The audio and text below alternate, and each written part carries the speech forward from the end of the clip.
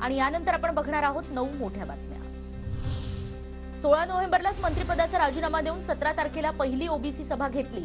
अहमदनगरमधील मेळाव्यातून छगन भुजबळांचा खुलासा।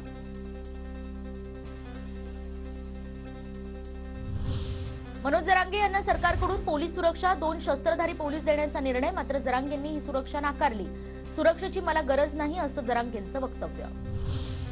गुलाल उधळला मग उपोषण कशाला, भुजबळांचा जरांगेंना सवाल। तर अधिसूचना आणि अध्यादेशातला फरक तरी कळतो का, ओबीसी मेळाव्यातून भुजबळांचा जरांगेंवर हल्लाबोल।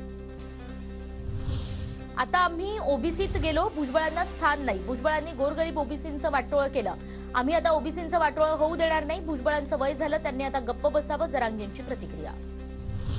मराठा समाजाला मुंबईत गेल्यावर काय मिळालं हे सोमवारी सकाळी 10 वाजता पत्रकार परिषद घेऊन सांगणार जरांगेंची माहिती। मराठा समाज, सरकार आणि विरोधी पक्षासाठी पत्रकार परिषद अत्यंत महत्त्वाची, जरांगेंची स्पष्टोक्ती। अनिल बोंडे यांचं डोकं फिरलंय, त्यांना मनोरुग्णालयात उपचार घेण्याची गरज। आधी मुख्यमंत्री शिंदेंना बेडूक म्हणाले आणि आता आम्हाला डुक्कर म्हणतात। फडणवीसांना बोंडेंना लगाम घालावा लागेल, काँग्रेसच्या नेत्या यशोमती ठाकूर यांचा हल्लाबोल।